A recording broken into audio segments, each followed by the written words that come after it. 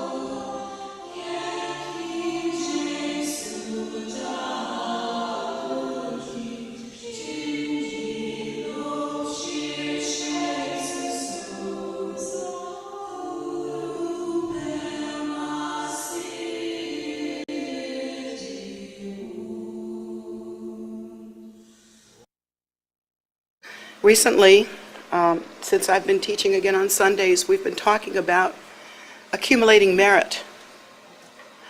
And we've been using terms like creating a stream of merit or building a storehouse of merit. And so, due to the fact that we are Americans and living in such a materialistic society, it's pretty difficult to understand what that means, because it would seem as though merit is something actually collectible, like dishes or, stamps, something like that.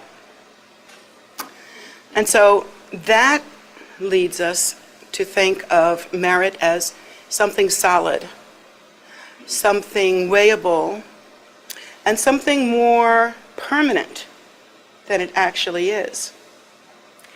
And it's hard to understand because unless you can really work at wrapping your mind around it, it's counterintuitive to the way that we are taught in terms of having or having not in our society. So when we think about merit, how should we think? On the one hand, we're saying, well, I would like to travel abroad, let's say. I would like to travel abroad. And as a practitioner, you might think, well, I hope there's merit for that. I hope not only do I have the money, but that I'll have the opportunity and that it will go well and that it will be a good experience and something that is beneficial. So as a practitioner, you would think, I hope I have the merit to do that. And a lot of times you hear lamas say that. Lamas will say, the students will ask, will you come back next year? And the Lama will say, if the merit is there, then indeed I will come. And so then we think of merit as something that's there or not there, and perhaps we think of it as something immense or something small or something manageable or something inconceivable. We have all kinds of proliferating conceptions about what merit actually is. Then we're told, well, during the course of a life, at the end of that life, there will always be death. That is the nature of life, that the start of life brings the end of life. And so at the end of life, there will be death, and we are instructed by lamas and Buddhas throughout time that you can't take it with you. And the teaching literally says that you can't take anything with you greater, even as small as the size of a sesame seed, which you all know is very small. You can't even take that with you because at the end of one's life, everything corporal dissolves. Layer by layer, from the most subtle energies, or the relatively, I should say, subtle energies, to the grossest body matter. It all dissolves.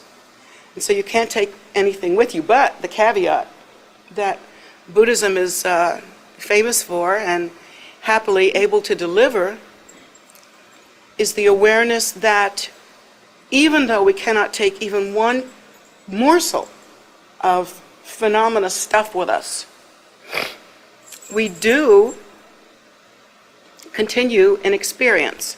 The consciousness is in the bardo state, and that bardo state is a direct result of our merit stream and of our karma. So even though it's popular now to try to decide through the experience of watching dying people what death is all about, you really can't do it that way. Because to watch people that are dying and have them come back and report some experience means they weren't dead.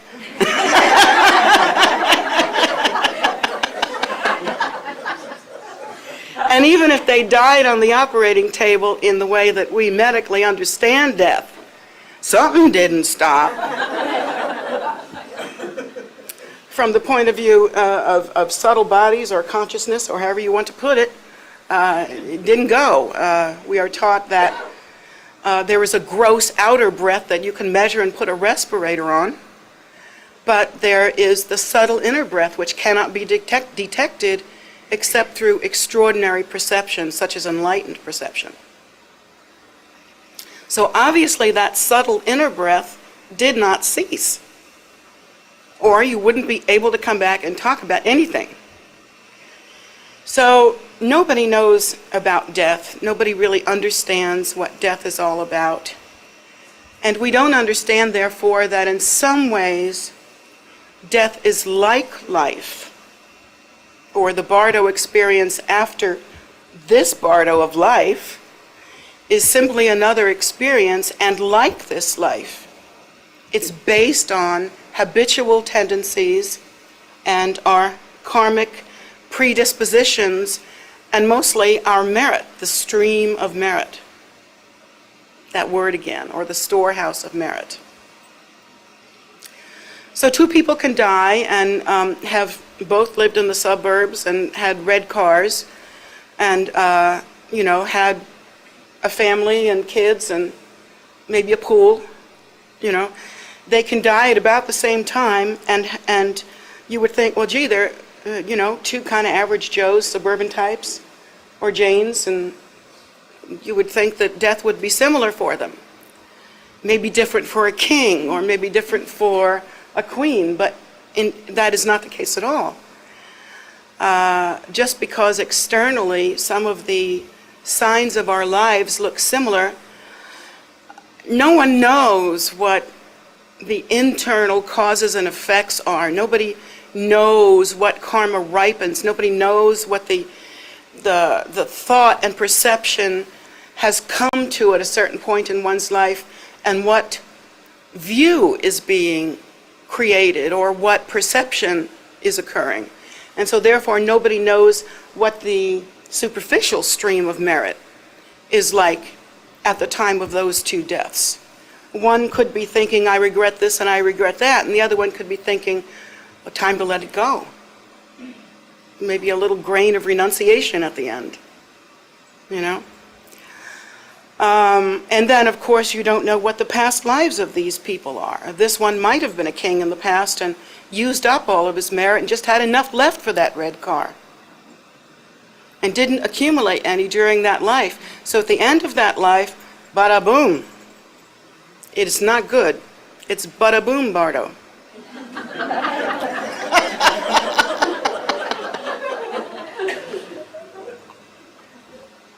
And the other one might have had a couple of insights, and maybe even if he didn't travel the path of Dharma, might have done some good and come to some realization. And so maybe there will be some benefit in the bardo, but the only way to really assure that is to do that, to accumulate merit in the way that the Buddha has actually instructed.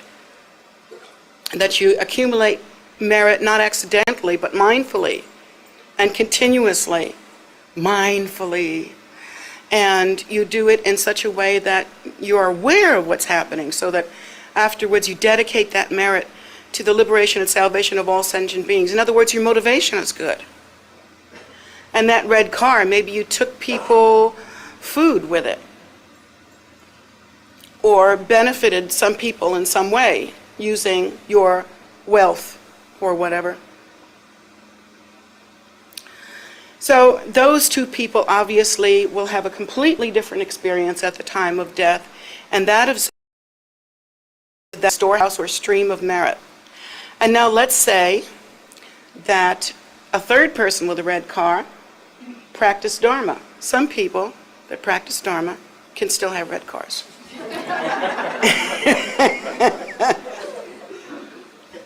Nate, you have a red car. Mm-hmm. So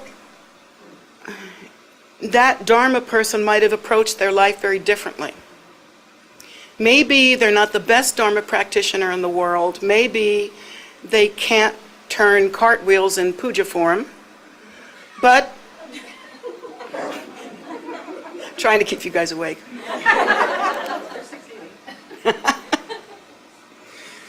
But maybe the person practiced some Dharma and there was some awareness there, and they said, well, you know, at least on liturgically significant days I will practice some Dharma, and I will keep in mind what my teacher has told me. I may not really wrestle it down, but I'll keep it in mind and I'll try to work with it. Maybe he's not, in other words, an excellent Dharma practitioner, but still another Bardo experience is coming there, because there is some blessing that is taken forward.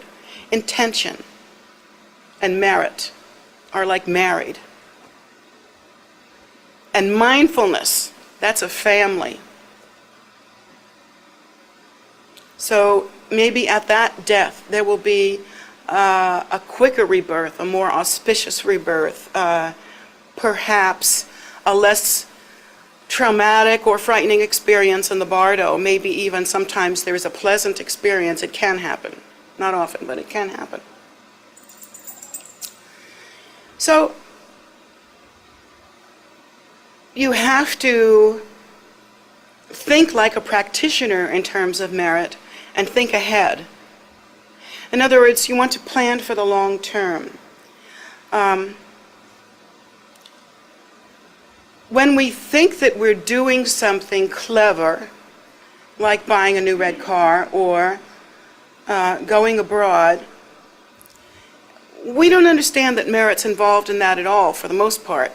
Even if we say to ourselves, gee, I hope I have the merit to do that, it's just an expression. We don't really think that way.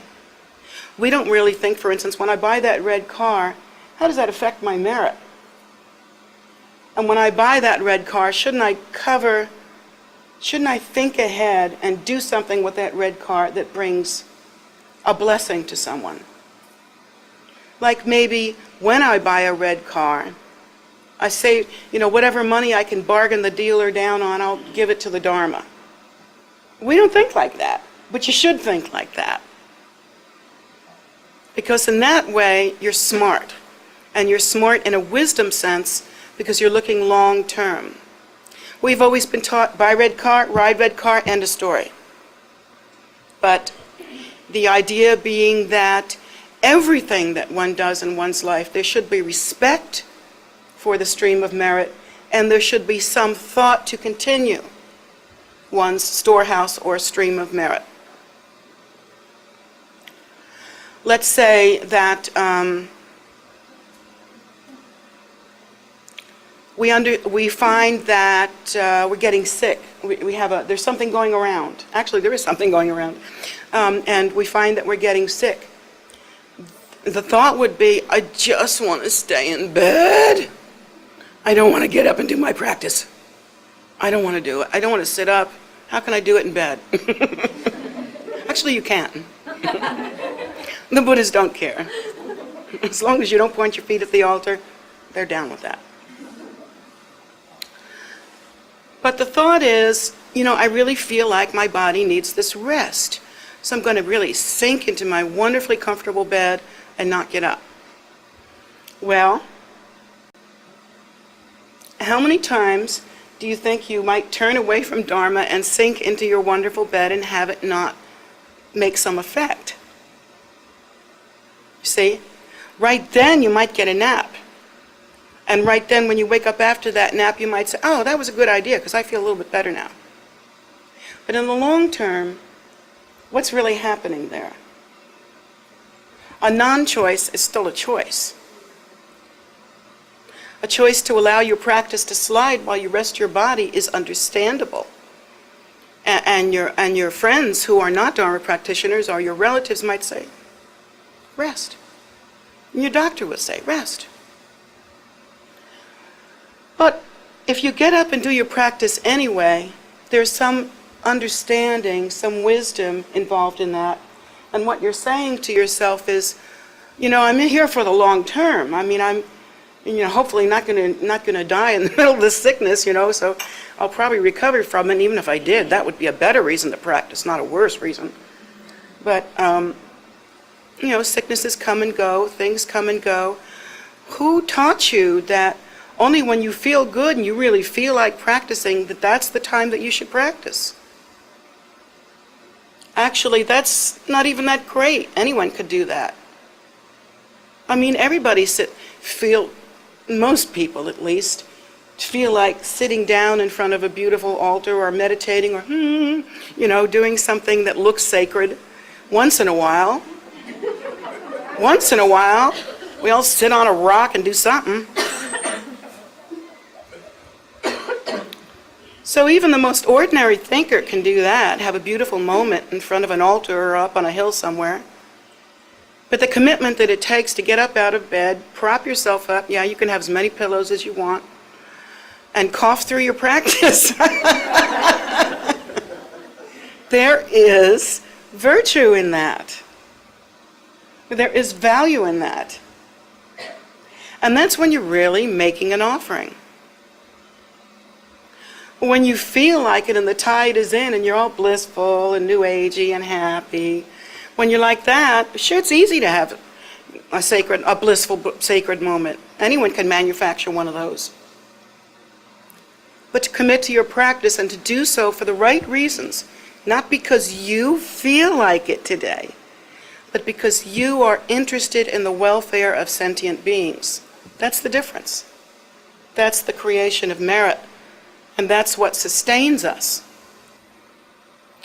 And so, I have that experience recently, just having been a little bit sick. I kept my practice every day and was so happy no matter what. And without fail, after every session, I felt better. I felt better, more better. I felt better than if I had taken a nap, I believe. And the great thing is you get to take the nap afterwards. So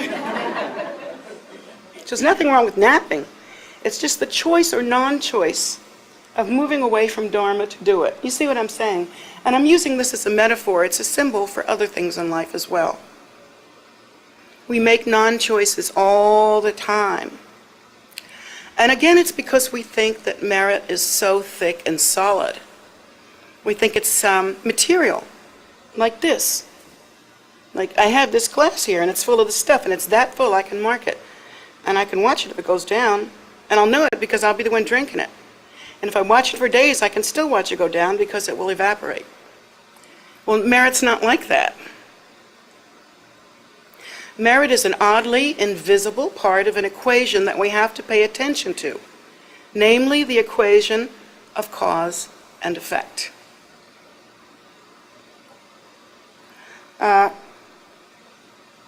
Not only are we not taught to deal reasonably and logically and thoughtfully with merit, but really, in a materialistic society, we are barely trained to think in full equations.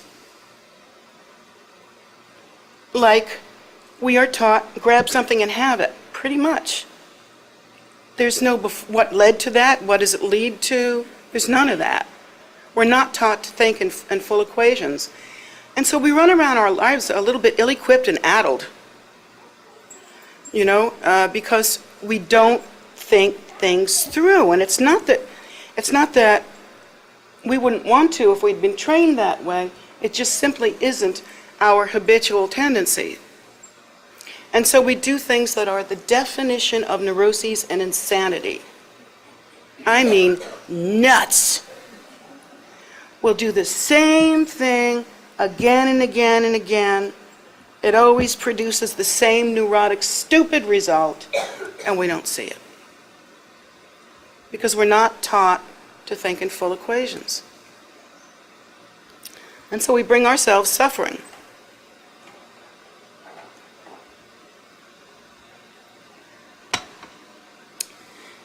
If we have a little wisdom and we're taught to think like a practitioner, and I'm fortunate, I've had the opportunity to raise kids in the Dharma. Not only my own, but other people's too. And they think different. It's not that they're not still kids and they don't still make mistakes, they don't go through stuff, but they get something different that we're still trying to wrap our minds around. They get cause and effect. Well, you're not doing anything to build your merit, and all you're doing is this non-virtuous stuff. How do you think that's going to work out for you? Oh, yeah, of course, I forgot. You say that to another person who hasn't learned to think that way, and they just don't understand. You hear all this, well, yes, but, well, yeah, but. And, of course, it's because we have no training to think reasonably and responsibly in full equations. So, another thing that we should understand when we're getting ready to argue about all of this, because we like to argue. We like to say, yes, but in my case, it's a little different. Tell me that. No, it's not. It's like this. There are different layers of merit and non-virtue, and when I say stream, in the sense of stream of consciousness and stream of merit, and or even stream of non-virtue, it's because some kinds of merit, value, merit's the only word I can think of, virtue or merit, is thin and gossamer. Thin and gossamer. And other kinds of virtue or merit are very thick, very robust, like a deep vein of gold. And from where an ordinary human tries to perceive, we don't have the power to perceive how deep that is, how deep that vein of merit actually is. And we misjudge all the time because we have no wisdom and because we weren't trained the way practitioners are trained. I have a wonderful analogy for this that I like to use, and I hope it doesn't date me too much.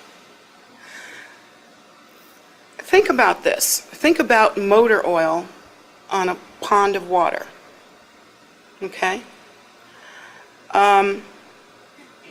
Do you remember back in the 60s when they would do that psychedelic stuff where you would see on the light shows, you know, God, you kids are pretty young, aren't you? And you know those light shows where it looks like bleeding colors and water? Don't you remember the Doors and all that? Come on, you guys. Where have you been?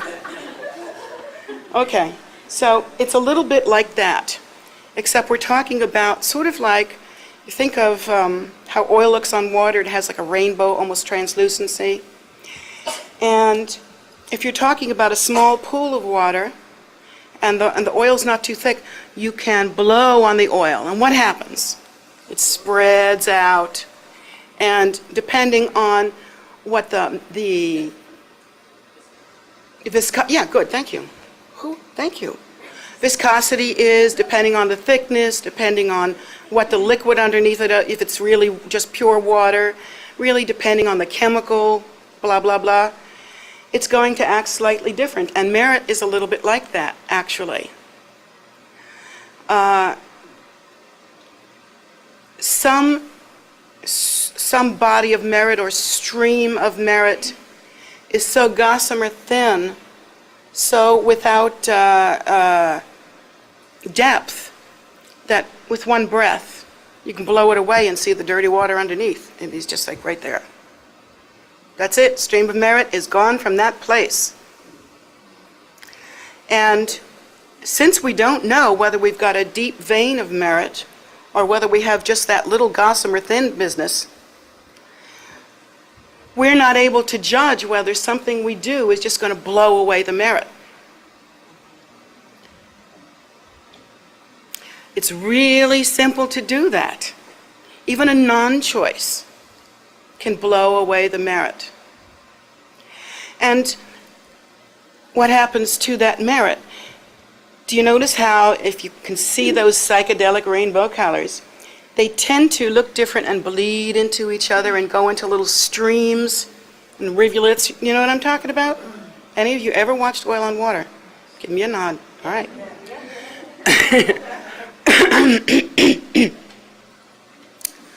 Try to imagine that little, when you blow, there's a little pink stream, and it separates from the little blue stream in the rainbow oily mess. And that pink stream is where your consciousness is right now. And it kind of blows way over there, and suddenly you were over here making a choice or a non-choice, and now you're over here and you don't even know it. It's very hard to understand, but something utterly important has changed, and we didn't see it happen. Can you relate?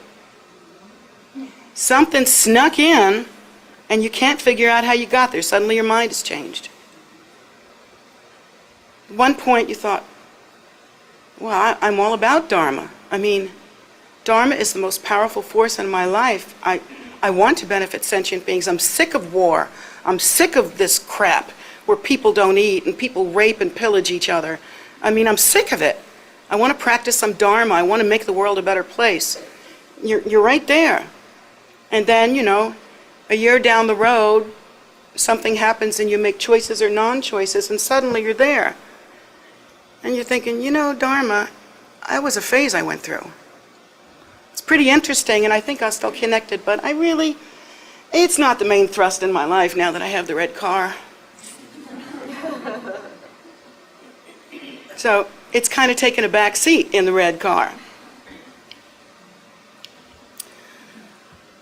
But since we are samsaric beings, we don't see what's actually happened here. That the stream of merit has moved around quite a bit, and that you yourself have made choices that made your life unfold way, way, way out in right field compared to where you thought you were. See? It's that gossamer and that delicate. And we don't realize how important our little inner choices are. Choice to practice, choice to go to class, choice to follow the teacher's instructions, choice to keep going in the face of obstacles, choice to remain passionate about the liberation and salvation of sentient beings, because that's a choice too. Choice or non-choice. Blowing you around in samsara without your actually understanding that. And so the teachings tell us that we're like bees in a jar. Boom, bada boom, bada boom, bada boom, bada boom. Till they crack open from bashing their heads against the jar wall. And that's how it happens. Now let's say you have a Lhama. And the Lhama in the past has practiced for many lifetimes, made really good choices. For a long time, like aeons, because that's what it takes. for a long time. Or perhaps this is a Lama that was involved in Vajrayana and made good choices in a very condensed way over many less lifetimes, because Vajrayana of all kinds of Buddhism has the power to put us into the state of a bodhisattva or even into the state of enlightenment much more quickly if we practice sincerely. So let's say the Lama made many, many good choices, one after another, boom, boom, boom. Every time they got a choice, boom. Every time there was a choice between no choice and a good choice, boom, good choice. And then the Lama practiced. And the practice was good, practice was solid, kept it going. Well, now you could blow a fair amount and you wouldn't see the water. You could blow, that doesn't mean you can blow a hurricane, but you have some leeway through this accumulation of merit.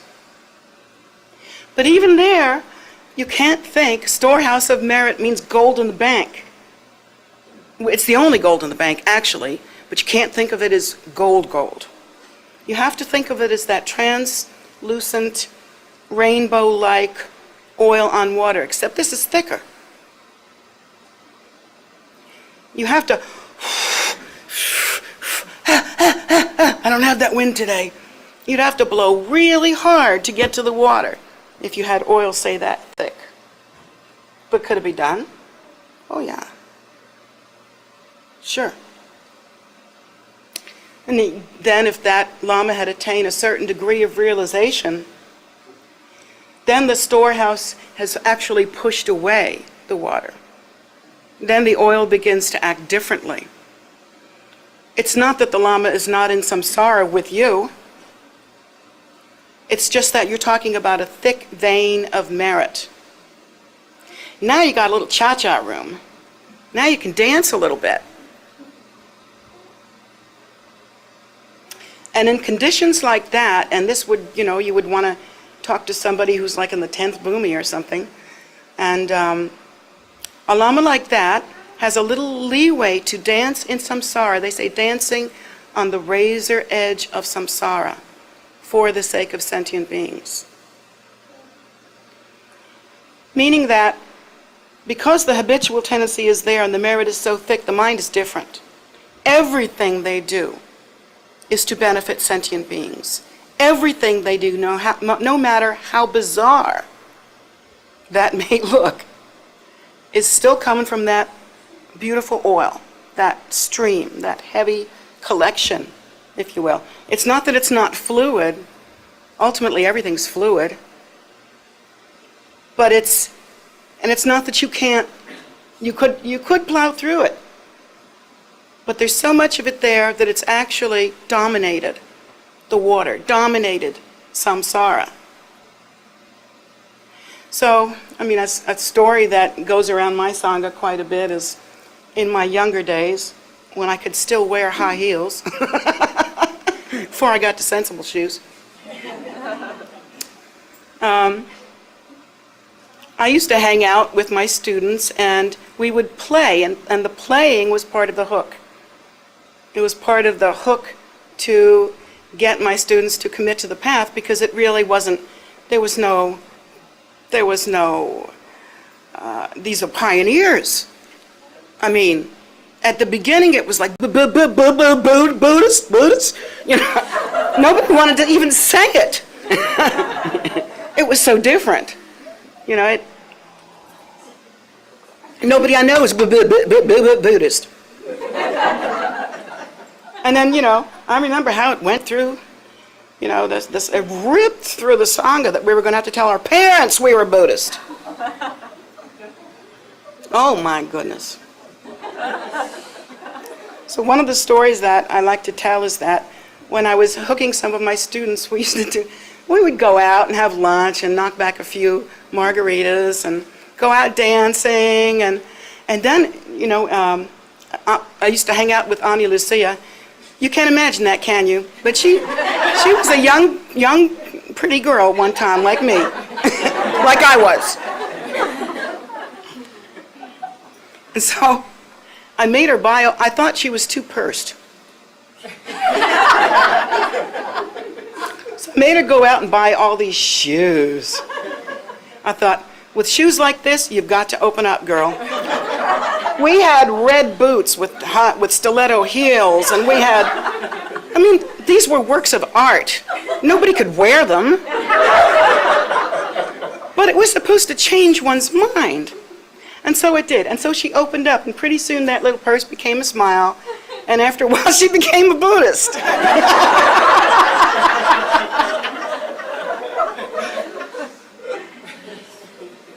Now, did the Lama lose any merit by having those margaritas and making her buy all those shoes, like 8 pairs? It was insane. I think she actually gave something back to me. You can make planters out of shoes like that. So, what was that all about? I mean, if an ordinary person just blew half their paycheck on 8 pairs of shoes and did it, while and stopped for lunch and margaritas, and that might be a waste of a perfectly good day to practice Dharma. But in that case, people were being hooked onto the path.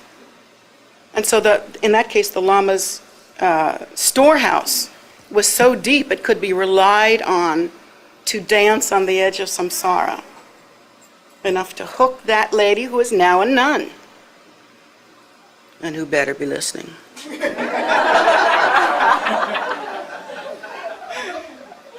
So I don't regret even 1 pair of those nasty stilettos.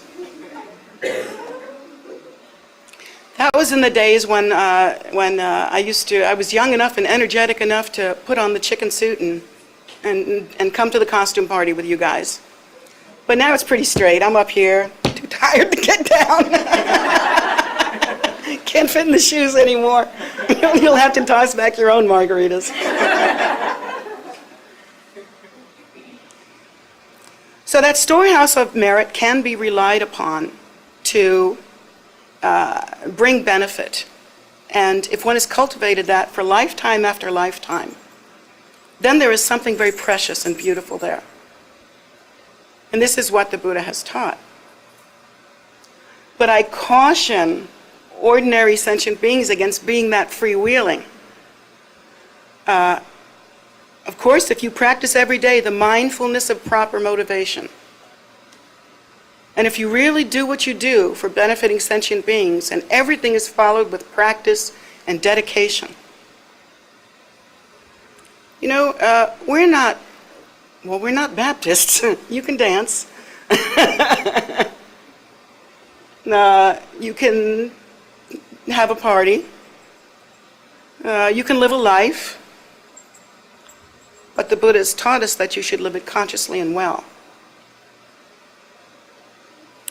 And so in cultivating this stream of merit, the goal is not to think in immediate terms or temporary terms.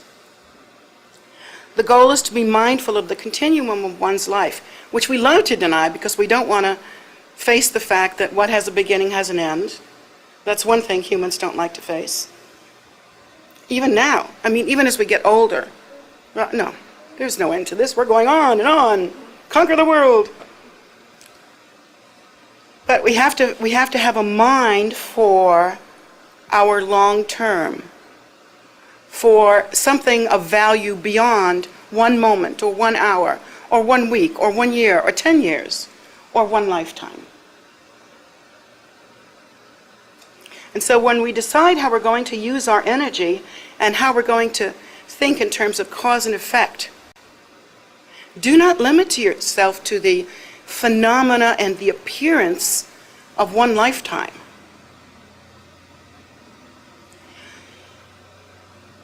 In fact, in Buddhism, a lot of what we do is in preparation for future lifetimes.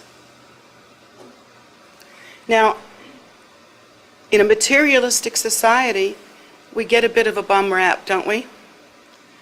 We get to think, well, live now, plan now, enjoy now. Why should you don't know what's happening in your next life, or if there is a next life, so why worry about it? Be free. In samsara, good luck. Difficult to be free in samsara, because in the end, samsara is filled with cause and effect, whether you paid attention to it or not.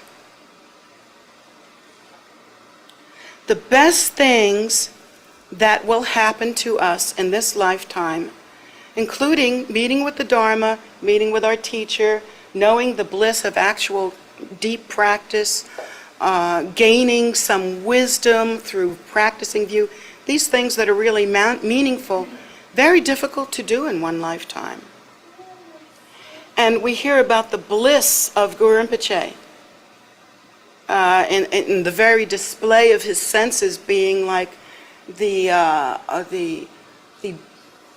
gossamer rainbow of colors of the 5 primordial Buddhas. We think, I want that. Well, you can't get it at the Pancake House. You have to practice for a very long time and actually accomplish the purification of the 5 senses. Accomplish the wisdom of view. And then the bliss arises. So it's easy to blow around a thin layer of oil on top of the water and get good or bad result. And the nature of our minds, our primordial fundamental nature, is a dynamic, appearing, dissolving, primordially empty, and then ultimately expressed and full, dynamic reality. So blow or not blow, that water's moving around. That oil's moving around. And then when you blow it, you tip the scales and you don't know. You could nail yourself to the wall in one night. Cause yourself some real harm in 3 days. On the other hand, it's difficult to create that thick storehouse of merit in one lifetime.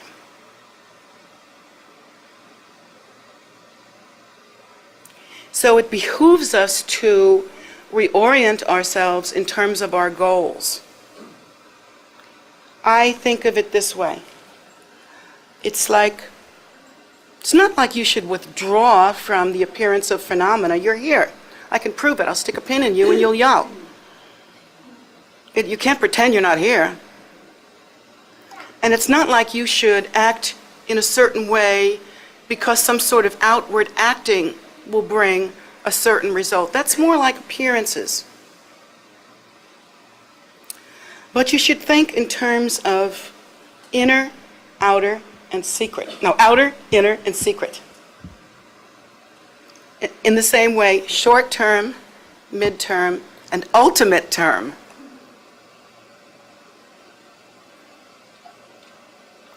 Because here in phenomena, it's very difficult to do something on an outward, inner, and secret level, but you can start. And you can start by reasoning things through almost in a multi-dimensional way. That's going to make you put on your thinking cap there, to think that through.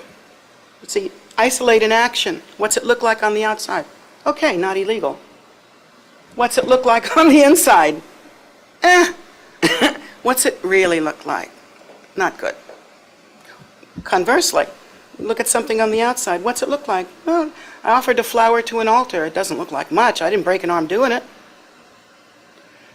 And you look on the inner. Well, inwardly, I tried to make that offering sincere.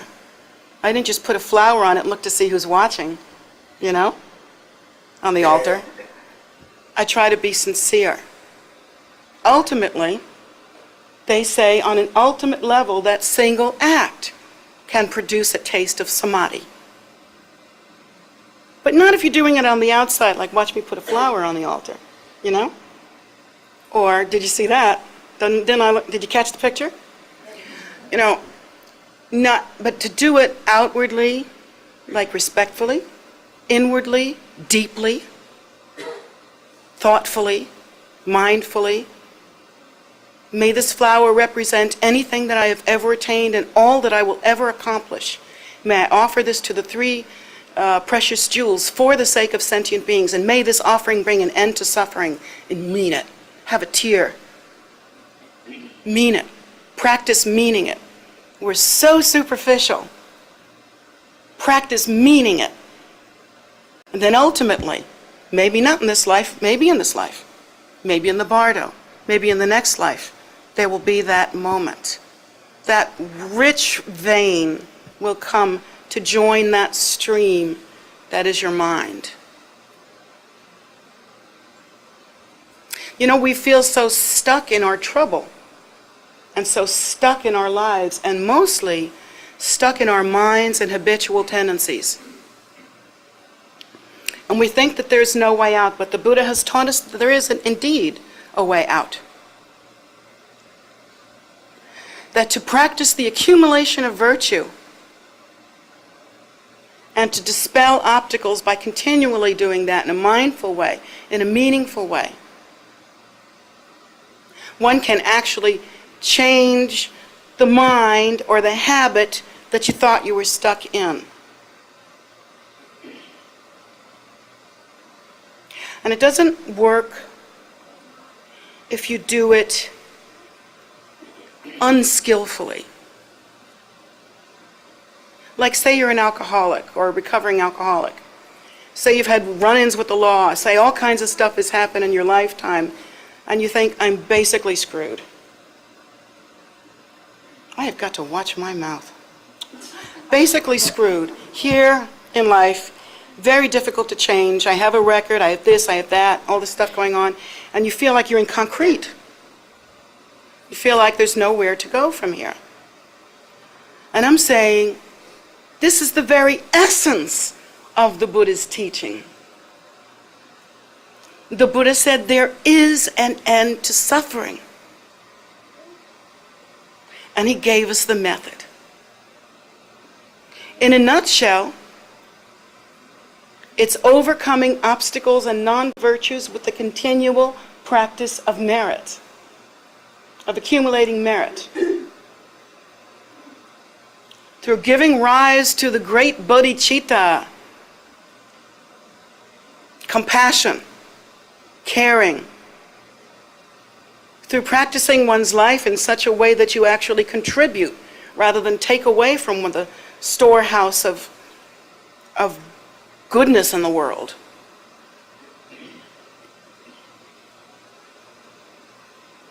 The Buddha has taught us that mindfulness, prayers, right action, right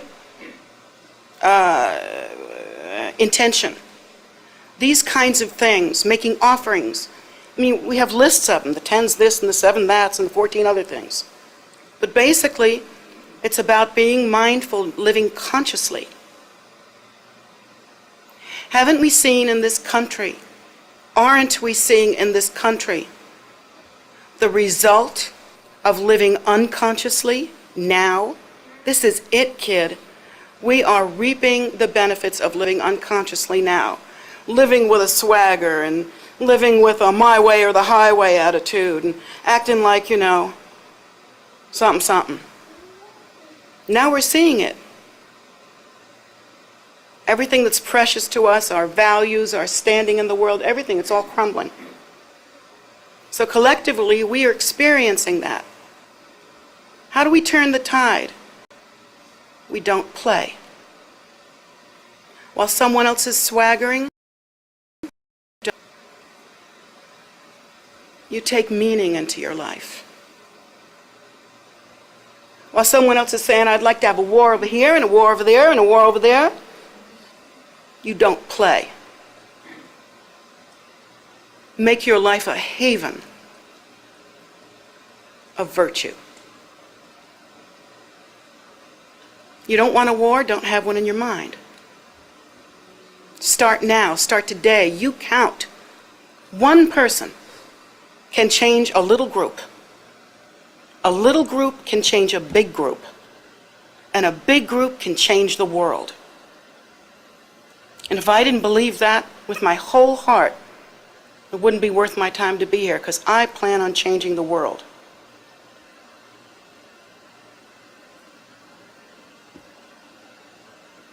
We haven't been thoughtful collectively as a nation. We haven't been kind. We haven't taken care of the poor the way we should. We can't even take care of our own the way we should. And why is that? Because our priorities are so messed up. They're so materialistic, so stupid, that all we know how to do now is fight and argue.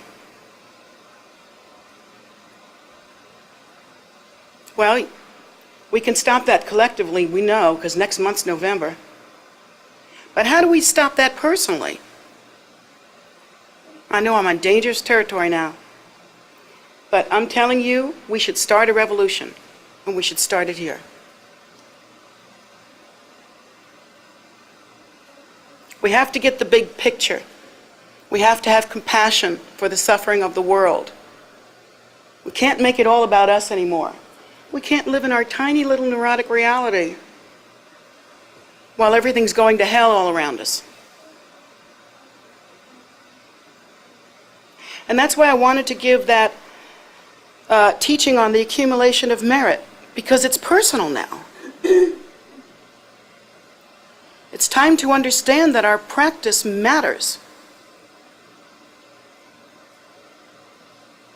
And that even if we don't have a daily practice of any sort, that taking that one moment to offer a flower at the altar, to offer a scarf, to do something, to walk around the stupa and make prayers for the end of war, for the end of hunger, for the end of fanaticism of all kinds.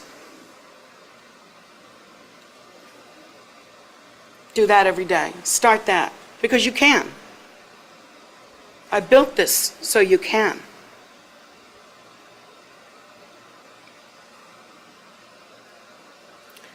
That's how you start. And interestingly, when you start changing your mind, your life starts to change so that you will have the opportunity to change the world in some small fashion. I believe that.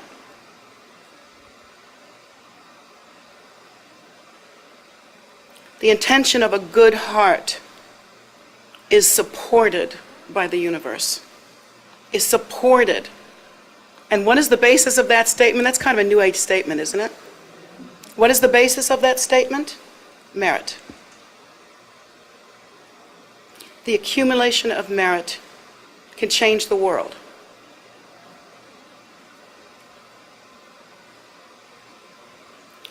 So, my advice is to start small. You want to start in your own life. By accumulating merit all the time and doing it on an outer, inner, and secret level. Through your activities, through your mindfulness, and with your very essence.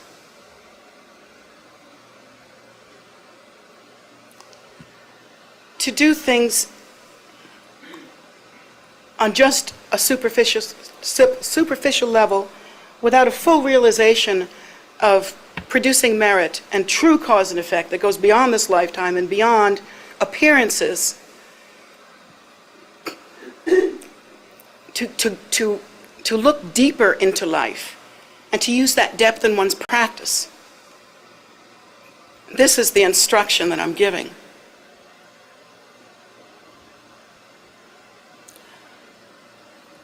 To line up outer, inner, and secret. Your mouth, your heart, and your mind. However you want to put it. To make it true and firm, this is the way to accumulate long-term merit. And to practice accordingly, that is the way to accumulate long-term merit. But not to take that into account, to just go through the motions like so many of us do. It's like a corpse walking. You know? It's like nothing. And what was the result will be nothing. An empty shell. That the moment a stiff breeze comes along, goodbye.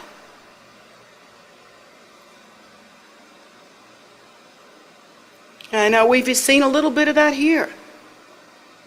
I have to admit, when I first got here, things weren't all that great, so I did a little smacking people around. In fact, I've done a lot of smacking around. Could be why my shoulder's hurting. Not literal smacking around, but in the way that lamas do, with an indication or a flash or a really wrathful message. Or pointing out instruction. You're dead and you don't even know it. Or you're crazy and you don't even see it. Do this now. Well, that's the Lama's kind and gentle way of getting us back on track so that we can line up that outer, inner, and secret thing. So that we can stop acting like the walking dead and actually get back into some juicy commitment in our practice and our minds, and really open up again to the absolute treasure of a good storehouse of merit, the absolute glory of the bodhicitta, which we had somehow accidentally become dead to. So that's the great deal about having a Lama who has more merit than you. It's not because the Lama is saying, hey, I have more merit than you. It's because somebody with that kind of merit can just whap, whap, whap, and suddenly you're back on track again. Your little oil stream, which took you way down there. Somehow you woke up and went, I want to be here. So I'm here now. And that's what's great, is you can do that. Part of the curse of being in a materialistic world is you think once you mess up, you're gone. You're messed up. May be that way if the merit stream is thin, but it may not. And you have a precious jewel in the palm of your hand called your practice, your path, the Dharma, which can change your world and ultimately change the world for all of us. And so that's my instruction, my teaching for today. I hope you will, I didn't lose my voice. I hope you will take it to heart.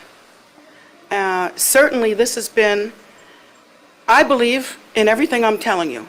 I know it to be true from my own experience. And I have the great joy of watching other people's life from my perspective. Without doubt, what I've told you, I would not tell you differently if you were my own baby, come from my body. This is how you negotiate through your life. Not with your eyes closed, but with your heart open. Thank you.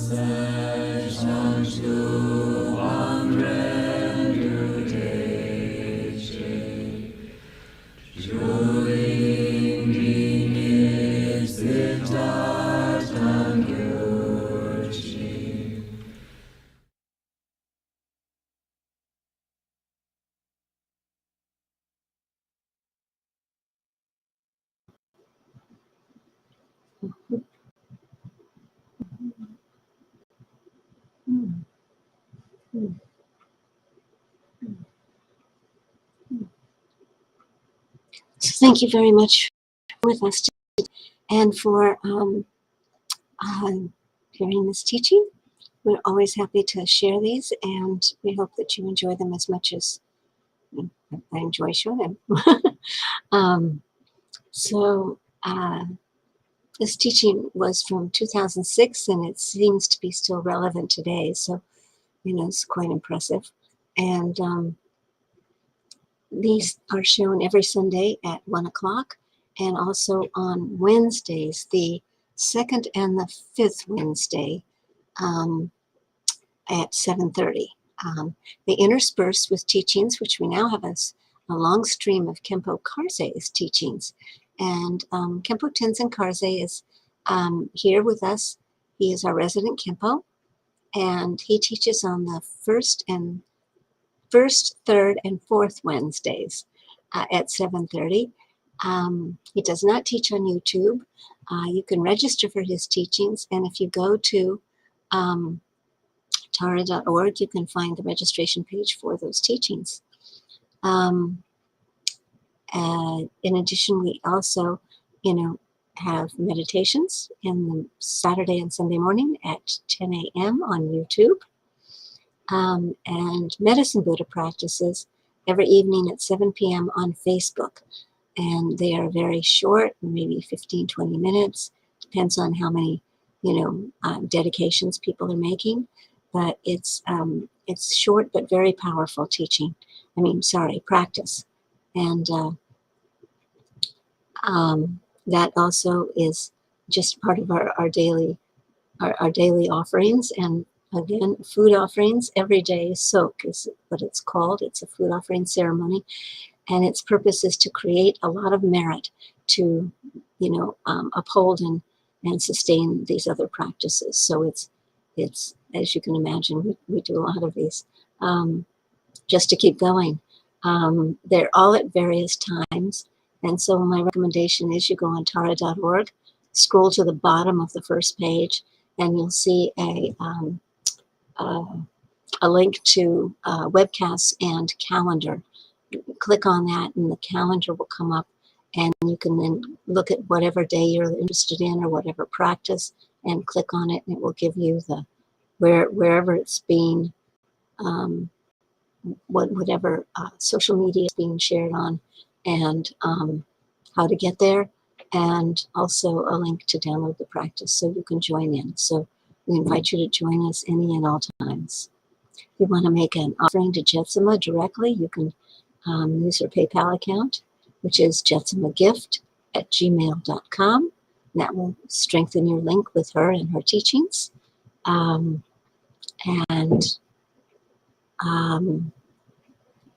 Also, if you want to ever make any donations to KPC, you can go to the tara.org. You can go to any page and you can find links to donate. But meanwhile, we have I